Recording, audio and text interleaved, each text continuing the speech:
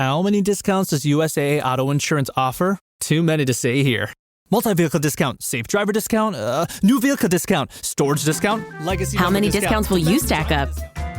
Visit USAA.com/auto discounts. Restrictions apply. The Manage Smarter Show is brought to you by SalesCred, the app that helps salespeople discover why they miss quota and what to do about it. Find out more at salescred.com. Welcome to the Manage Smarter podcast with hosts C. Lee Smith and Audrey Strong. We're glad you're here for discussions on new ways to manage smarter, hire, develop, and retain talent, improve results, and propel team performance to new heights. This is the Manage Smarter podcast. Hey, Lee, have you ever heard of the Trusted Edge Leadership Institute? I believe you have, because, boy, you really wanted our guest today, and I'm so thrilled. I sure did. And obviously, this is one of my favorite topics, having written a book on sales credibility. So I believe credibility is a precursor or a prerequisite to trust. And so that's what we're all going to hear about today is trust, and particularly how trust is absolutely a requirement then for leaders and for managers and direct supervisors of all types.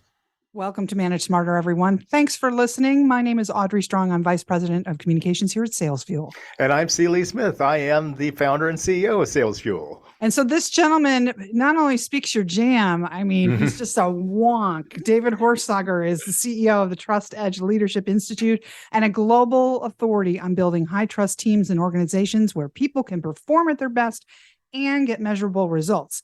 David is the trust expert in residence at High Point University, inventor of the Enterprise Trust Index, who'll explain what that is, director of a global study, The Trust Outlook, and a Wall Street Journal bestselling author of The Trust Edge, The Daily Edge, and his latest release is called Trusted Leader. David, thanks for coming today. We sure appreciate it. Thank you so much. It's great to be here. All right. So we wanted to start off with, what is the definition of trust? Your definition. Our definition, you could put a lot of things together. People can say, it's consistency, it's dependability, it's safety. A lot of words can be synonyms to a degree, but the way we define it out of the Institute is trust is a confident belief in a person, product, or an organization. When I can confidently believe in you, everything changes. And that was the first half of the research showed how when trust went up, when we were confidently, then that's when we dealt with attrition, engagement, sales, retention, leadership, all those kind of things. So a confident belief. And by the way, for good or bad, I can trust you. I can confidently believe in you to be late because you're late all the time, or I can confidently, good or bad. So, I trust, but trust is the root cause, and affects the bottom line more than anything else. Well, you even talk about how trust is like the number one, according to your research, the number one thing when it comes to retention. You want to talk some more about that?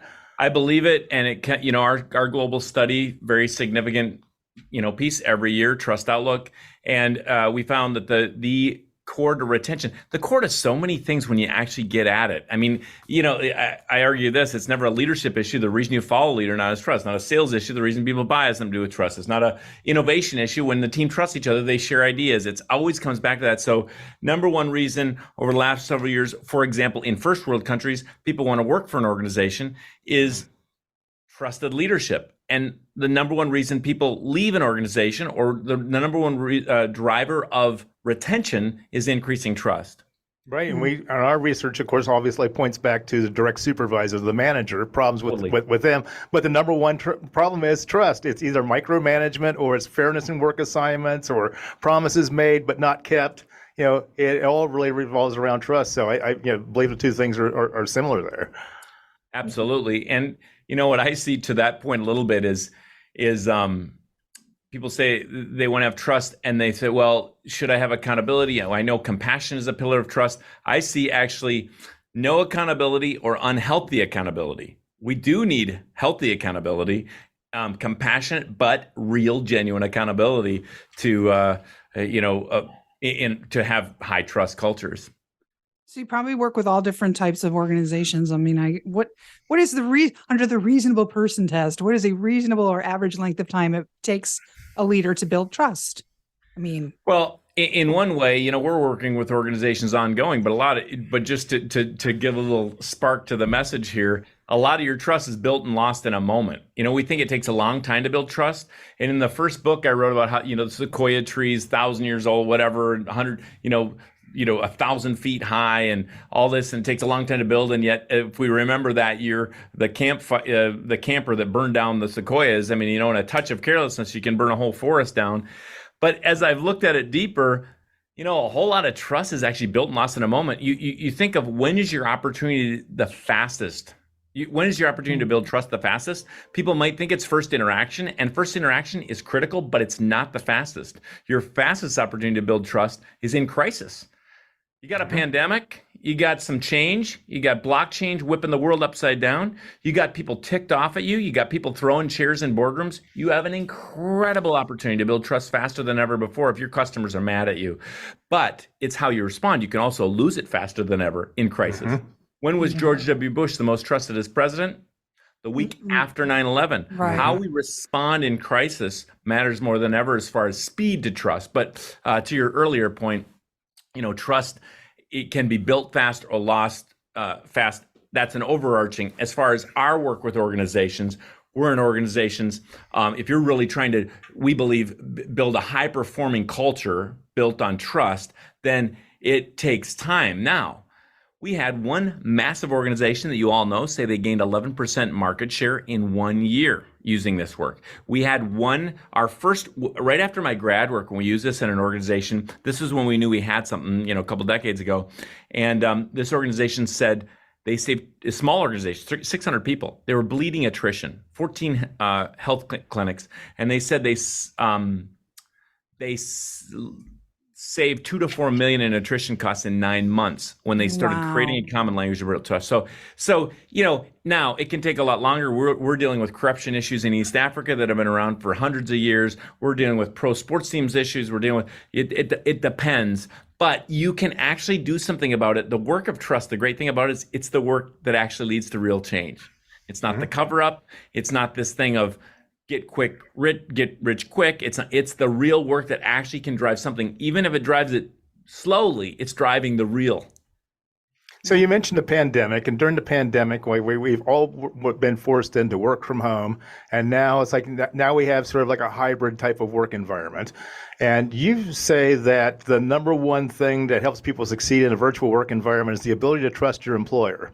Yes. And so my question is that how is that possible when so many times the employer doesn't show that they trust the employee, whether it be stuff like monitoring keystrokes or listening on phone conversations or checking to see if they're at their desk or anything like that. Right. So what advice can you give the managers then for, building the employees' ability to trust them? Well, first of all, I can put my feet in both shoes. I think both sides can really judge the other. And I don't agree with keystrokes and putting something under your bun so we know if you stood up or not. But on the other hand, there's been plenty of employees that ripped off managers and ripped off companies and did just go walk their dog all day and quit and not do anything. So I think it's unfair. There's a lot of people that have moved, a lot of times we have pendulums that move both ways in consulting. It's way over here and it's this, and it's way over here and it's this. And it's like, it's really moved toward the employee, but the employees have been as corrupt and ripped people off as the managers have. So you have to work on this together. And so for you asked the point about managers, the managers that have done well in remote, I believe have really thought about there's 8 pillars of trust. They don't spit out of research as pillars. They're key characteristics of trust or whatever, but they've really focused on the connection pillar. People want to connect. Human connection still matters, with the commitment or contribution pillar, which is you actually have to get results. You actually have to have healthy accountability. So you have to mix these, because we actually can't just say, okay, now it's all about the employee and it's just connect and give them every possible benefit and they'll work their life for you. Some of them actually get every possible benefit and they don't. And on the other hand, you have leaders that are micromanaging and are like, you got to check in and call me every hour, and they're getting, those employees are getting killed. So it is a mix. This is the complexity. Just to give a fun little complexity of trust thing, we think, trust, it's just, I've had people say, it's just transparency. No, Some of your kids are so transparent on social media. I don't trust them for a second because it's also confidentiality. So we have these mixed. Trust is more complex than we might think, and Very nuanced. building it takes work. And that's why it takes both accountability and connection to have healthy work from home. And we have frameworks for all that, but they're a little much for this short time together. Right. Well, one of the things that you mentioned is absolutely critical for managers and leaders of all types, and that's clarity. Yeah, so especially then, Number one, spelling out what the expectations are. Totally. So you want to talk a little bit more about that? So yeah, that's the first pillar of trust. People trust the clear and they mistrust or distrust the ambiguous or the overly complex. And where I was a professor, we want to look complex, right? We want to look smart. Whenever we overcomplexify beyond what is needed, we lose clarity, which always loses trust. The greatest leaders today are the greatest simplifiers. Clarity wins, and it's at a different level than most of you are thinking. Most of the marketing experts and strategy experts and branding experts I'm working with are not thinking about clarity in the level I'm talking about. I'm talking so simplified and clear. A 5-year-old needs to be able to understand it, right? Absolutely. Yeah. So clarity. In a lot of ways, I'm going to give you one thing because you talked about attrition or retention. Here's one thing we're finding, new piece of research. If one way to increase retention, first of all, let me say this about clarity. Clarity is massive. Clarity of vision, clarity of expectations, clarity of benefits, of clarity of this, that. We can spend a whole 2 days just on clarity in an organization. And when they get clear about things, everything changes, unity, alignment, a host of things. But one little tip would be this. We find people stay longer, retention goes up, and attrition goes down if we simply get clear about one thing: the employee's role and how they win. Like, how do they fit in the mission? A lot of people have their job description or whatever, but if you can in one sentence say, hey, I help our mission and organization win by doing this. If they can state that, know that, tie that to the mission, that one sentence increases retention. One little tip. Interesting.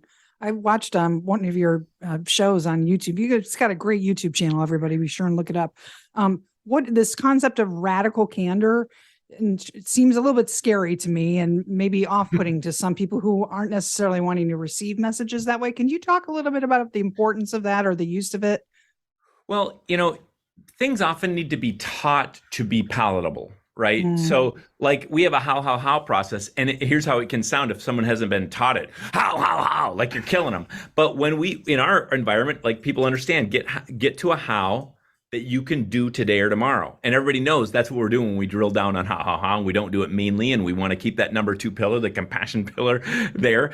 But you have to have this openness, the radical candor. That episode, I believe it's the one that is with the CEO or of an organization that really bought into that. And actually what they learned was you can go too far also on certain things. So some of these things, like I've already said, they have to be nuanced. I believe, I don't like it when consultants come in and say, well, it's always this way or it's always this way. In fact, I'm writing a book on tension called Tensions these days, about how we have to live between tensions. Like the early bird gets the worm, but be patient. Well, what should I do this time? Persevere through the wall or pivot. Some people persevered in the pandemic too far. Some people pivoted too early. You can do, we have to think.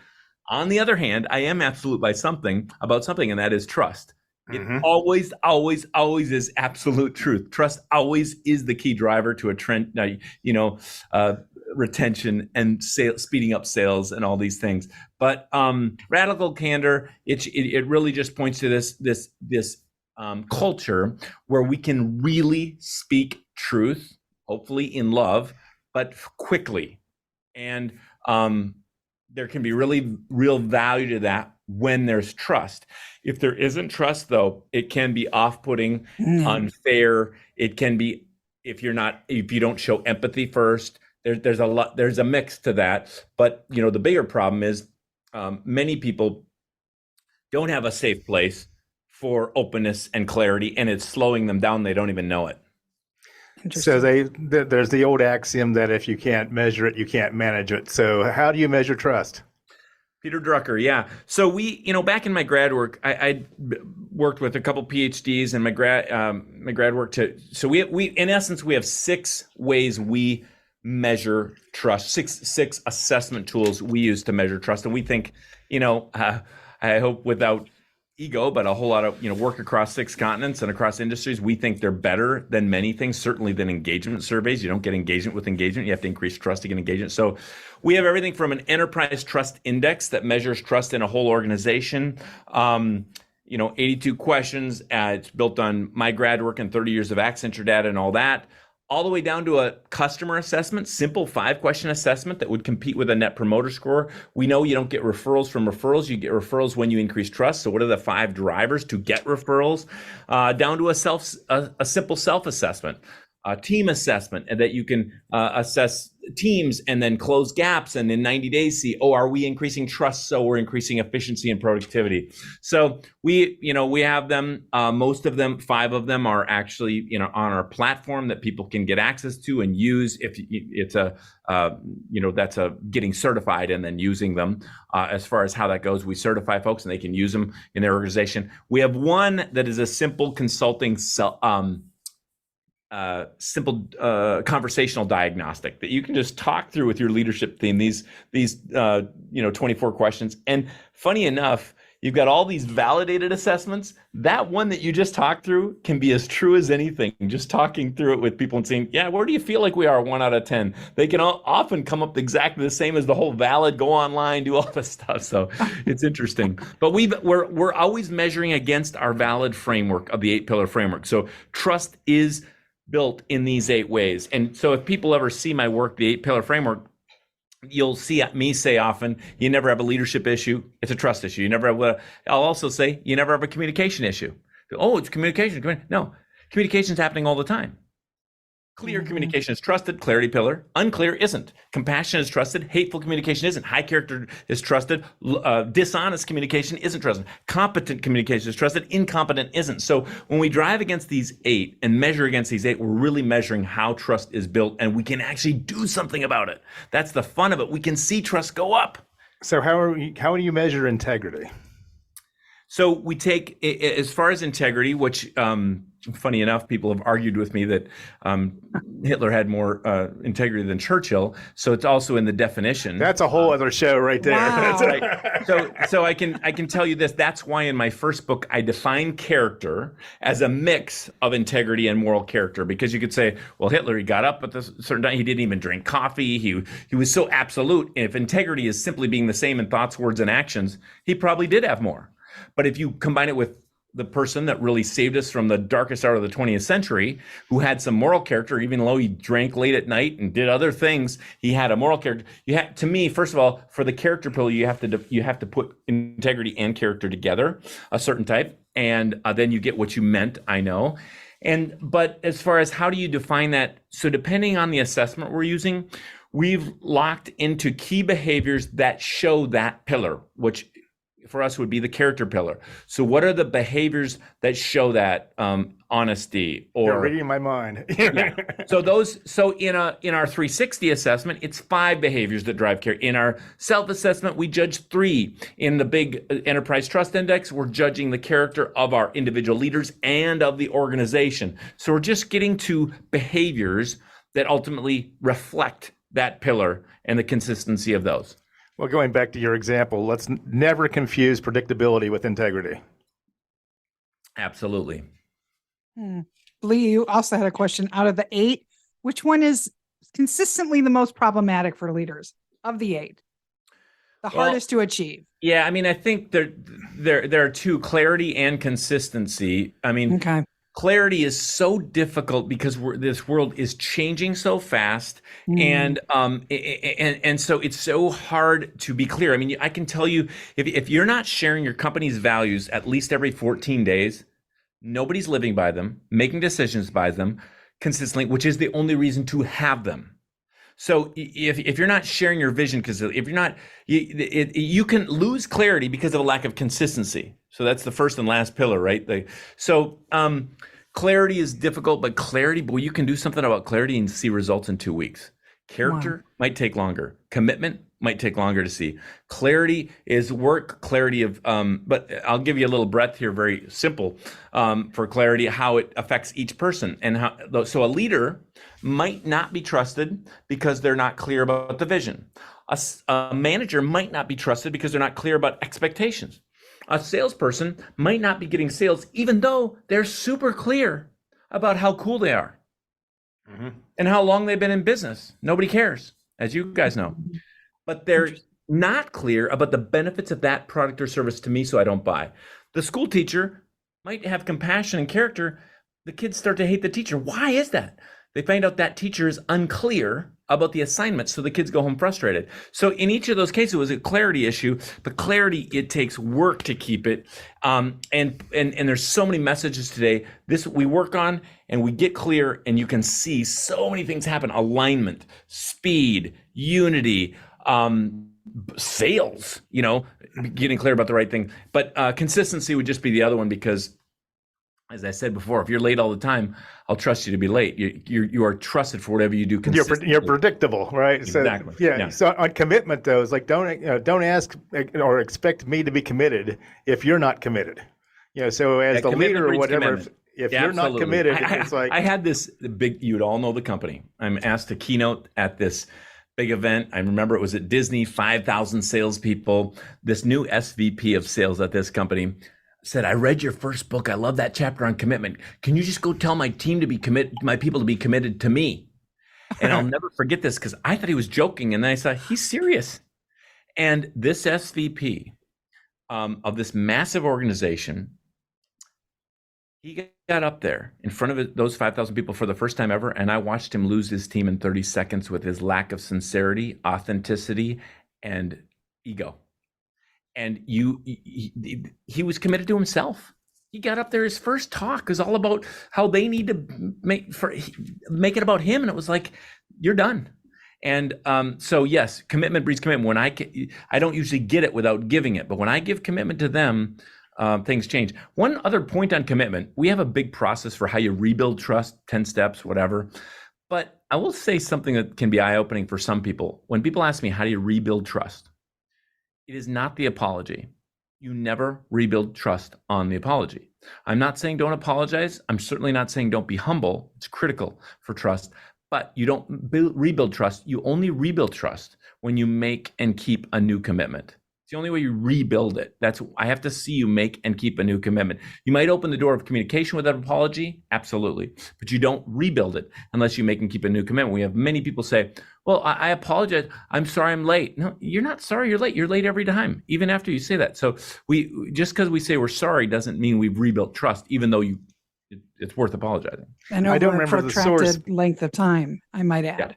Yeah, I don't remember the source, but there's a study then that shows that about 40% of people then will trust you until you're proven yourself untrustworthy, and there's about a third of people that says, no, you have to show me you're trustworthy first, absolutely, and demonstrate that before I trust you. So in a case where you've lost trust, you already have the third of people that don't trust you till you've proven it. Then you've got the other bigger percentage then, because you've proven yourself untrustworthy. So now you've pretty much lost almost everybody.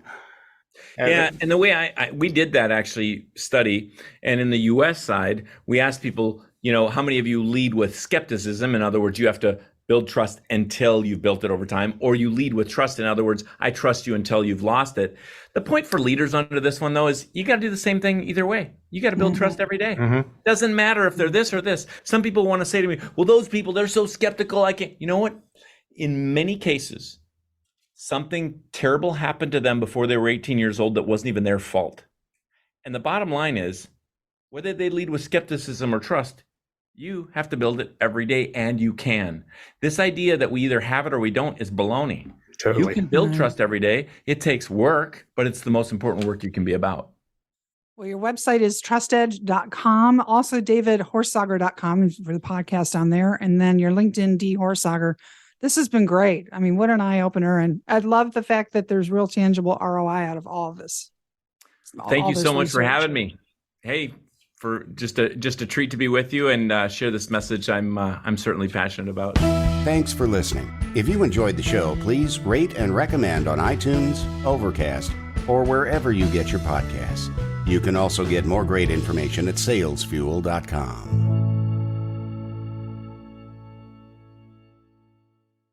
This podcast is a part of the C-Suite Radio Network.